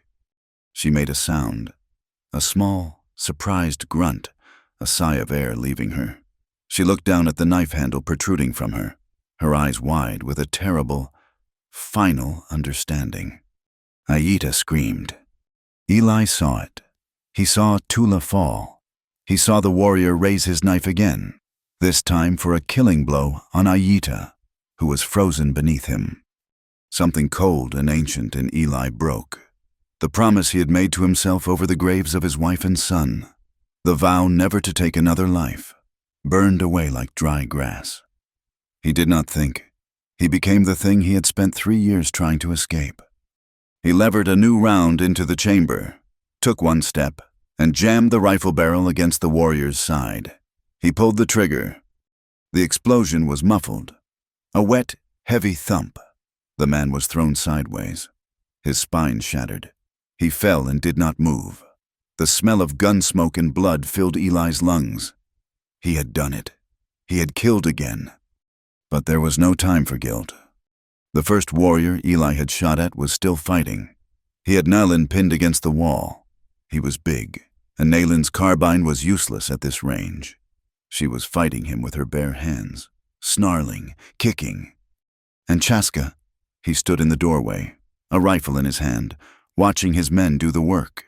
He saw his first warrior fall to Eli's rifle. He saw his second warrior struggling with Nalin. He raised his rifle, aiming at Eli's back. "Eli!" Ayita shrieked. Eli spun. He was too late. He saw the muzzle of Chaska's rifle, the small, dark hole that was his death. A blur of motion, Nalin. She had driven her hidden blade, the one she always carried, up under the ribs of the man who held her. He gasped, his grip loosening. She did not wait for him to fall. She shoved him away and threw herself, not at Chaska, but at Eli. She knocked him to the ground as Chaska's rifle fired. The bullet tore through the space where Eli's chest had been, thudding into the adobe wall. The remaining enemy, the second warrior Nalin had stabbed, was on his knees, clutching his side. He was not dead. He was trying to lift his own pistol. Nalin was on him in an instant. She was not a woman. She was a fury. Her hands, which had trembled with fear, were now steady. She raised her long blade, the one that had tasted blood, and she was methodical. It was not a fight. It was an execution. She struck and struck again, her face blank, her movements efficient and terrible.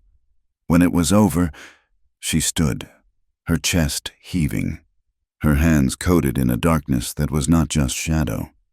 The shelter was silent, save for 3 sounds: the drip of blood, the ragged gasping of the living, and the high, thin whimpering of Ayita.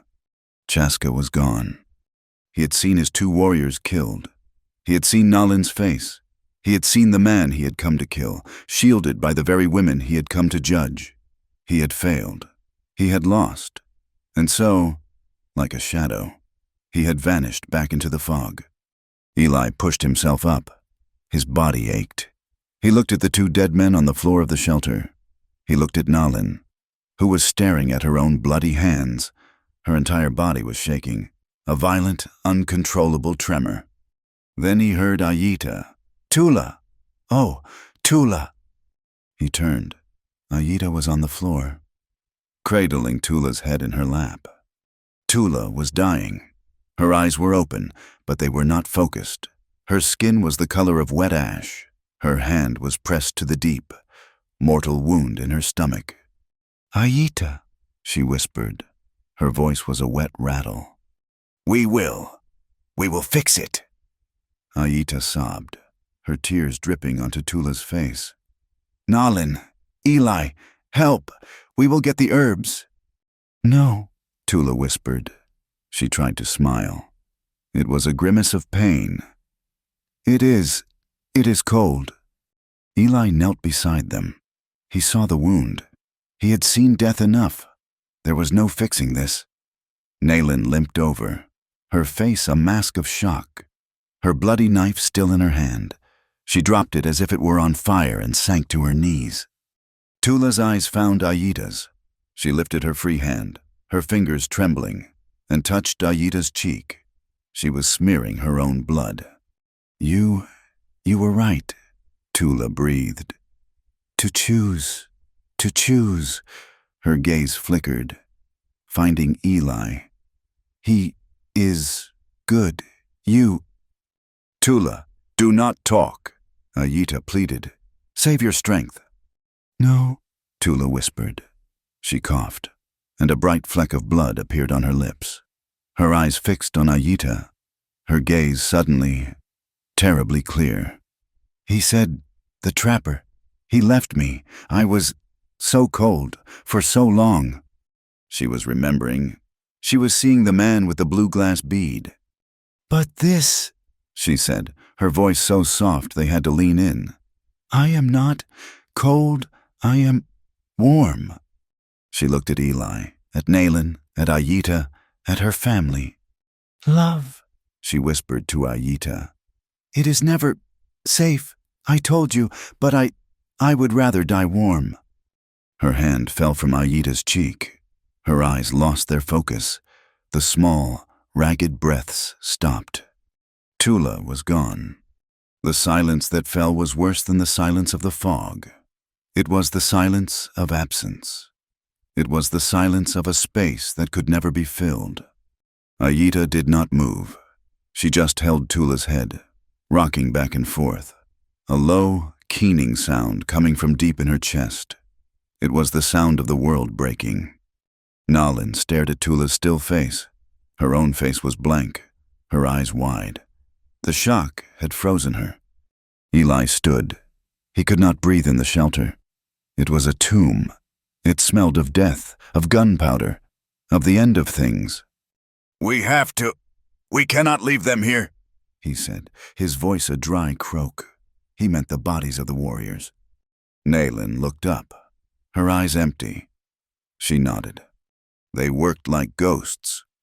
Eli dragged the two dead men out of the shelter and down into a deep crevice in the rocks. He covered them with stones. He did not say a prayer.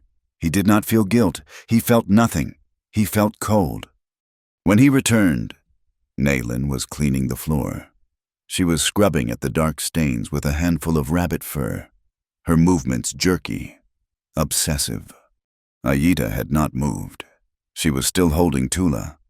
"Aida," Eli said, his voice gentle.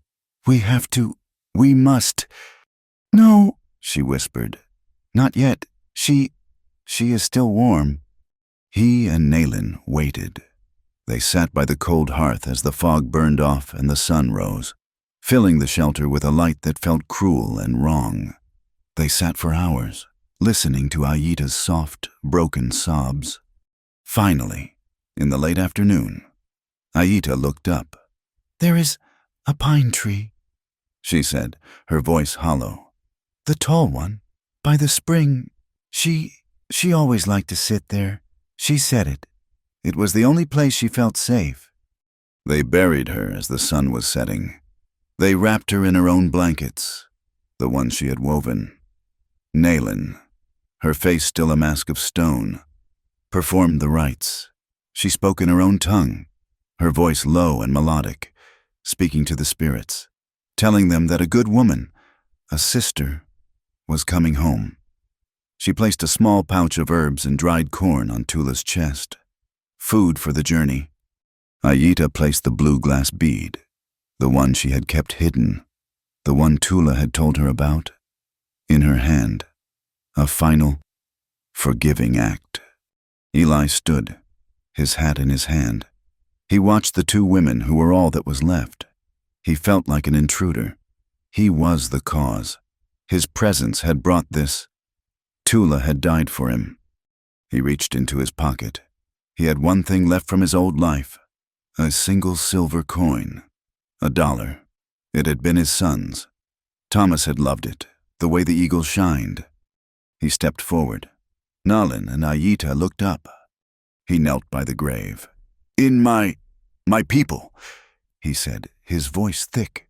We pay the ferryman for the crossing." It was a lie, or a half-truth. He did not know. He just knew he had to give something.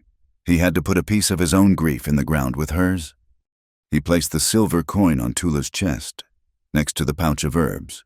This was for my son. Now, it is for her, so they can find each other. So, she is not alone. Aita's sobbing broke out anew. Nalin watched, her black eyes unblinking, as Eli's hand, the hand of a white man, rested on Tula's body. He was binding his dead to her dead. They covered the grave with stones. To protect it, they stood, the three of them. As the sky turned a deep, bloody purple, the pine tree whispered in the wind. The tragedy did not just bond them, it fused them. The fire of that morning had burned away everything that was not essential. There was no more white man. There was no more Apache. There were just three people, standing on a cliff edge, holding on to each other. They walked back to the shelter in the dark. It was clean. Nalin had aired it out, but it felt wrong. It was too big. The empty space where Tula's pallet had been was a gaping wound. Aita curled up on her own bed, her face to the wall, and fell into the black, exhausted sleep of total grief. Eli sat by the hearth. He began, mechanically, to clean his rifle. The act of it, the smell of the oil, the coldness of the steel. Nalin sat across from him. She was not working. She was not moving. She was just staring. Her hands were clean, but she kept looking at them, as if the blood were still there. I have not cried," she said. The words were so quiet. Eli almost did not hear them. He stopped cleaning. He looked at her. "Not since my husband," she said. She was talking to the fire, not to him. 5 years. I did not cry when my sister died. I did not cry when the soldiers came. I did not cry when I thought you would die in the snow." Her voice was flat, a recital of facts. "I thought the tears were burned out, that I was dry, like the earth." She looked at him. Her face, in the firelight, was a mask of agony. Her pride, the great granite wall of it, was crumbling. "My hands," she whispered, holding them up. They were trembling again. They would not stop shaking." You were protecting us, Nalin," Eli said, his voice rough. "No," she said. I liked it when he was on his knees. The last one. I liked it. I wanted to hurt him." She was confessing.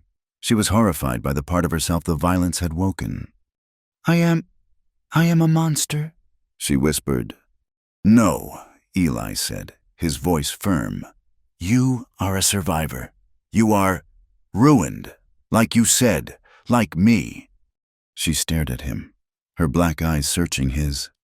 She was looking for a reflection, for someone to tell her she was not lost. She stood up. She was unsteady. She walked to him, not with the predatory grace of their night on the mountain, but with a stumbling, broken gait. She stood over him, and then she knelt. "He is gone," she said. "My brother, my husband, Tula, all gone." "I am here," Eli said. She touched his face. Her hand was shaking. Then she leaned in and kissed him. It was not a kiss, it was a wound. It was fierce, angry, and hungry. It was the bite of a starving animal. Her lips were hard, her teeth scraped his. She kissed him with all the rage, all the grief, all the terror of the last 5 years. She was not trying to love him. She was trying to consume him, to hold on to something that was not death. Eli did not move. He let her. He was her rock, her anchor. And then she broke. The kiss dissolved. Her body, so rigid, went slack. A sound tore out of her, a sound from the deep, dry well of her soul. It was a sob. She collapsed against him, her face buried in his shoulder, and she wept. She cried for her husband.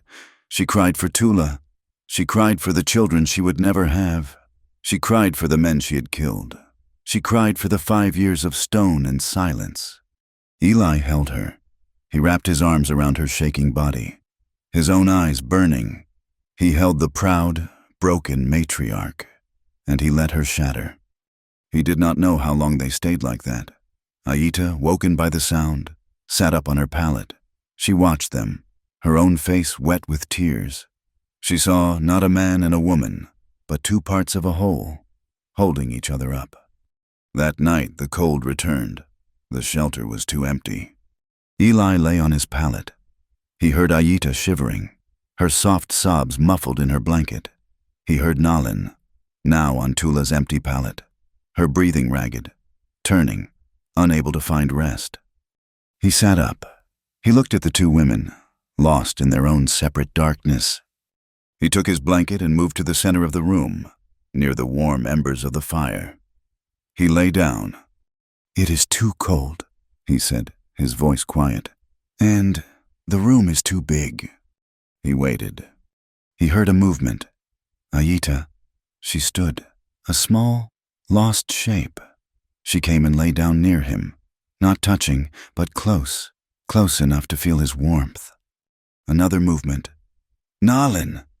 She rose, her body stiff with sorrow and pride. She came to the fire and lay down on his other side. They lay there, 3 people, tangled in warmth, haunted by pain. Nalin's back was to him. Aita was on her side, facing him, her eyes closed. Eli lay on his back, staring at the ceiling. A woman on either side. It was not passion. It was not love. It was something more raw. It was the intimacy of survivors, of shipwrecked souls clinging to the same piece of wood. It was not perfect, but it was real. A few days passed. The raw, open wound of Tula's death began to scar over. A new, quiet rhythm formed. A rhythm of 3. One afternoon, Eli came back from checking the snares. Aita was sitting outside the shelter, in the weak spring sun. She had a piece of cured deer hide, an awl, and sinew. She was working. She was making moccasins. Eli stopped and watched her. Her hands, so small, moved with a sure, steady purpose. She was pulling the sinew tight, her stitches neat and strong. He looked at the moccasin. It was large. It was his size. She looked up, as if feeling his gaze. She did not smile. Her eyes were still full of shadows, but she held it up, just slightly, an offering. She was making him a part of their world. She was stitching him into their lives.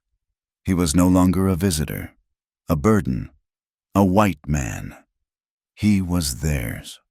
He nodded, his throat too tight to speak. The world outside, however, had not forgotten them. Chaska had fled, but he had fled to the settlements. He was a man who had lost his honor, his family, and his warriors. He had nothing left but hate. He went to the army post. He did not speak to a sergeant. He spoke to the captain. He told him of a white renegade, a killer, hiding in the high canyons, a man who had allied with the Apache, who had killed his men. The prospector's rumor was now a warrior's testimony. News spread like a grass fire. A bounty was placed, $100, for the man who had turned his back on his own kind. From their high ridge, Nalin saw the dust. It was not a single rider. It was a patrol, 10, maybe 12 soldiers. They were not just scouting. They were hunting. They were riding toward the mountains. The thaw was a long, slow tearing. Winter did not release its grip with grace. It was ripped away, leaving the high canyons wounded and raw. The snow melted into a cold, furious mud, and the roar of unseen water was a constant, low thunder.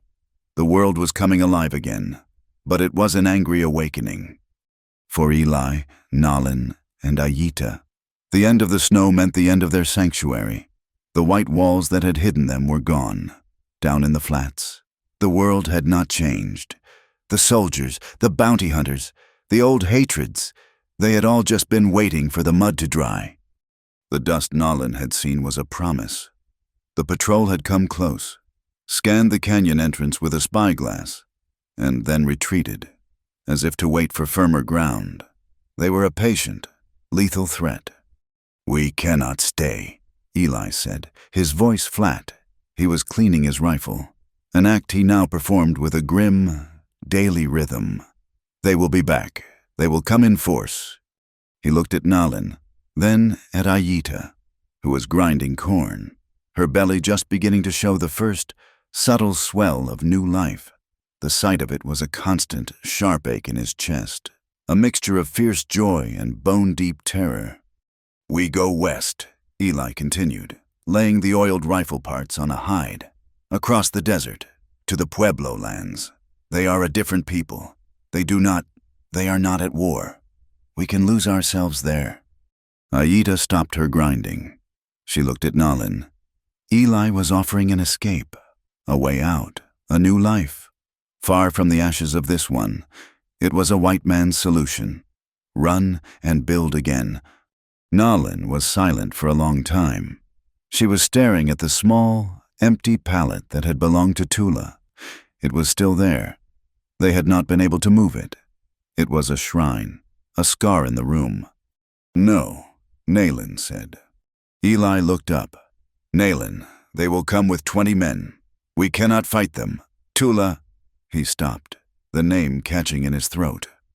"Tula died here," Nalin said, her voice quiet, but as hard as the granite outside. "My husband died here. My people died here. This is our land. We were born of this dirt. We will not be scraped off it like mud from a boot. This is not pride, Nalin. It is survival," Eli argued, his voice rising. "No," she said, and she stood, turning to face him. Her eyes, which had wept, were now clear and cold as the meltwater. "You are wrong.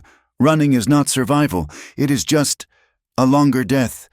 We would be ghosts. Hunting us would be their sport." She walked to the doorway and looked out at the raw, unforgiving land. "We stay. We are not running. We are surviving. There is a difference." Ayita, who had been watching them, her face pale with fear, slowly began to grind the corn again. The sound was a soft, steady rhythm, a decision. She was staying. Eli looked from one woman to the other. He saw their unbending, terrible strength. It was not a strength he understood, not fully. His life had been about moving. Theirs was about roots, even roots dug in poisoned soil. He put his rifle back together, his hands steady. He was not a man of roots, but he was a man of his word. He was theirs. "All right," he said, his voice a low rasp. "We stay. We survive." That night, the air was clear, the first truly warm night of the spring. The stars were a brilliant, cold scatter across a black sky. Nalin was inside, mending a water skin. Eli and Ayita stood outside, just beyond the shelter. The silence between them was thick. The coming fight, the new life, it was all too much.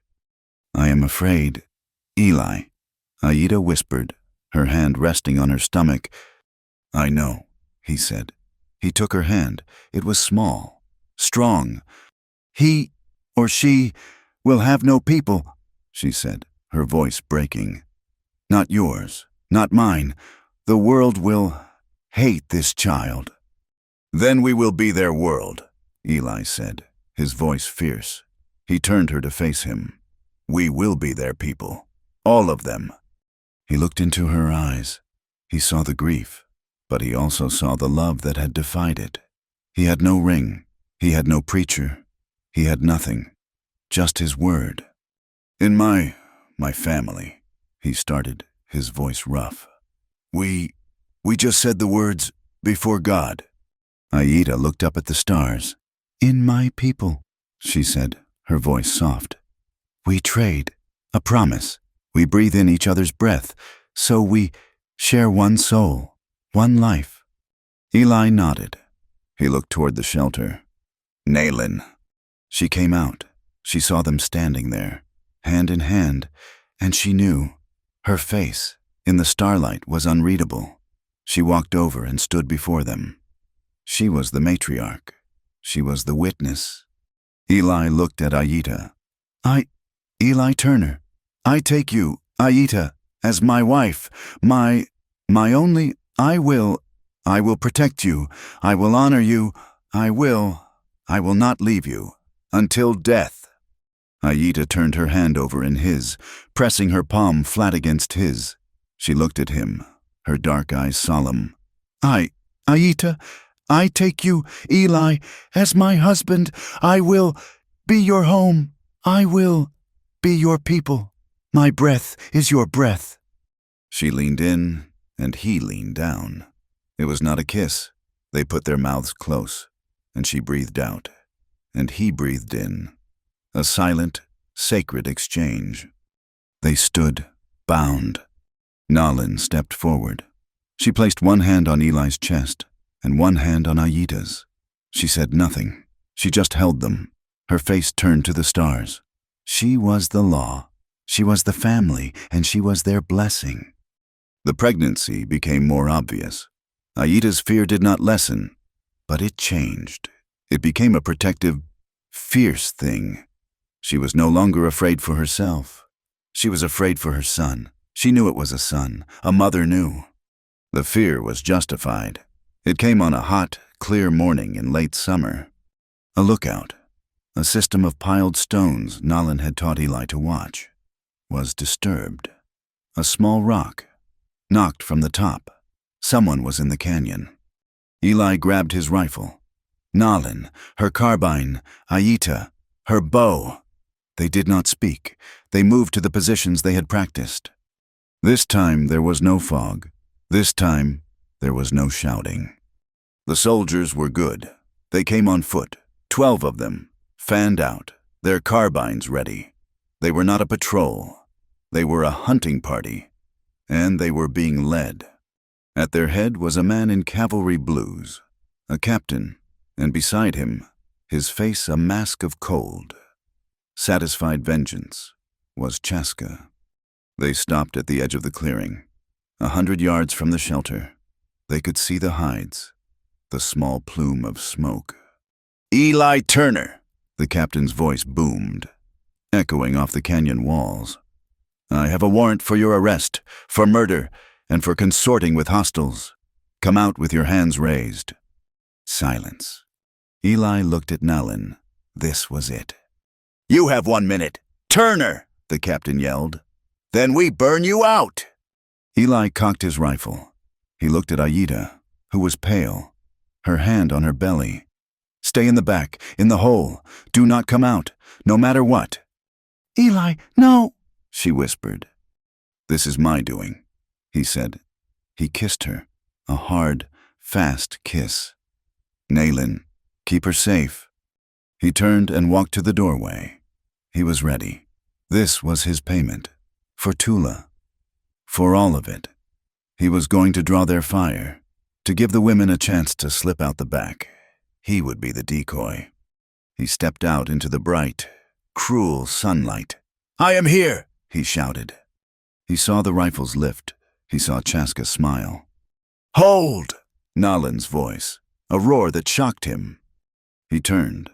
She was not behind him. She was on a horse, a scrawny, wild mustang they kept for emergencies.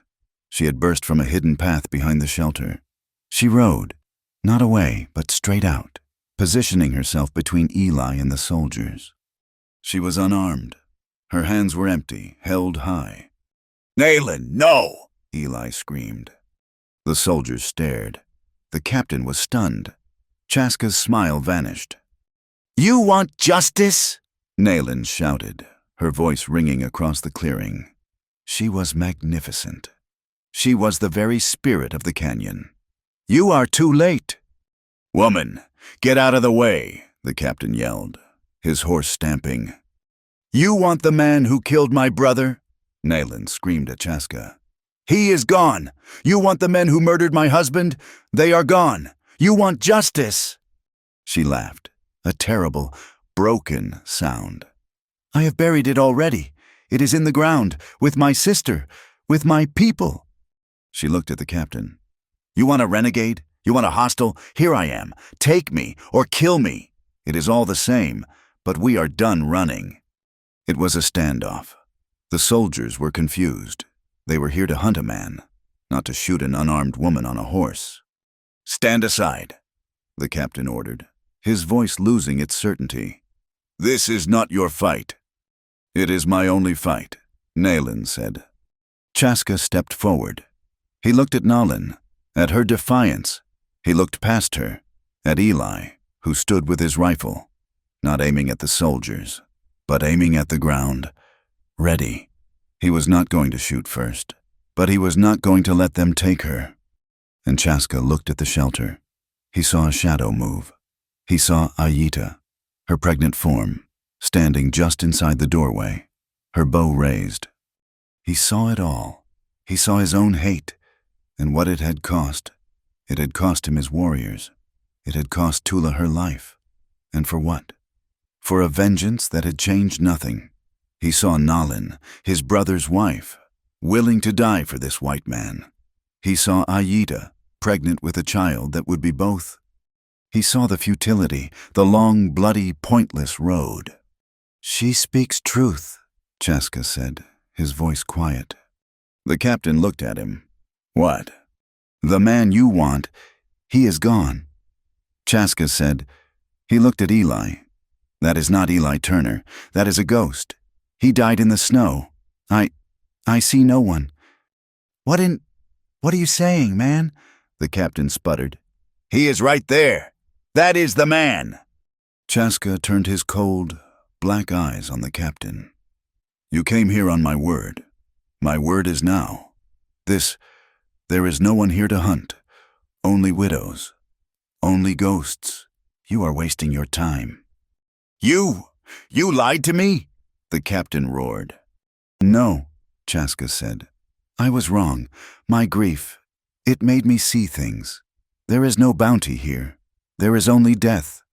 Let us go." He turned his back on the captain. He turned his back on Nalin, and Eli, and Ayita. He began to walk away. A shot rang out. It was not from the soldiers. It was from Eli. He had fired his rifle. Not at Chaska, but into the rocks just above his head. Chaska stopped. He did not turn. "Go!" Eli's voice was a low growl. "And do not come back." Chaska stood for a long second. Then, without a word, he walked down the canyon and disappeared. The captain was furious. He was confused. His guide had abandoned him. The situation was not what he had been told. He looked at Nalin, a pillar of defiance on her horse. He looked at the shelter, and the man with the rifle. This was not a renegade. This was a fortress. It would cost him 5, maybe 6 men to take that cabin. For what? A $100 bounty and a guide who had just run out? "This is not over," he spat, but it was. He gave a sharp, angry command. The soldiers lowered their rifles, their faces a mix of relief and confusion. They mounted up. They turned their horses. They retreated. No arrests, no peace, just a bitter, exhausted silence. Nayland sat on the horse until they were long gone. Then, her body, which had been so rigid, slumped. She slid from the horse and collapsed onto the ground. Eli ran to her. She was not hurt. She was just empty. He knelt and held her as she shook, the reaction to her own impossible courage. Aida came out, running, stumbling. She fell beside them, and the three of them knelt in the dust. In the middle of the clearing, clinging to each other. They had survived. Months passed. The summer's heat gave way to the sharp, clean gold of autumn. The soldiers did not return. The world had forgotten them, or had decided they were not worth the trouble. The small shelter, dug into the side of the cliff, ceased to be a refuge. It became a home. It was scarred. The door was splintered from the bullet. The walls were stained with old memories. But it was whole. They were whole. The first snow of the new winter was falling. Soft, gentle flakes, when Aita's time came. It was a long, hard night. Naylin was the midwife. Her hands, which had taken lives, now gentle and sure, bringing a new one. Eli was helpless. He sat by the fire, feeding it wood, his body rigid with terror. He listened to Aida's low moans, to Nalin's soft, encouraging words in her own tongue. He thought of Tula. He thought of his son, Thomas. He thought of all the death. And then, just as the dawn broke, there was a new sound. The thin, sharp cry of a life that had not asked to be, but was. Eli stood, his heart a stone. Naylin came to him. Her face was exhausted, but a small, rare smile touched her lips. She was holding a bundle. "You have a son," she said. Eli looked.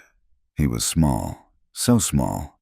His skin was a soft, pale brown, a tuft of black hair, and then the baby opened his eyes. They were not black, like his mother's. They were gray, a deep, clear, storm gray, like his father's. Eli reached out a trembling finger. The baby's hand, impossibly small, closed around it. Eli Turner, the man who had forgotten how, began to weep. He did not make a sound. He just stood by the fire, the tears cutting clean paths through the soot on his face, as he looked at his son. The final scene. It is spring again. A year has passed.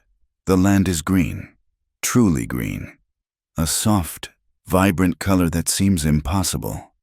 Eli is lying on a thick blanket outside the shelter, in the warm afternoon sun. He is not alone. Nalin is beside him, leaning back on her hands, her face to the sun. The deep lines of anger and pride around her mouth have softened. They are not gone, but they are no longer in command.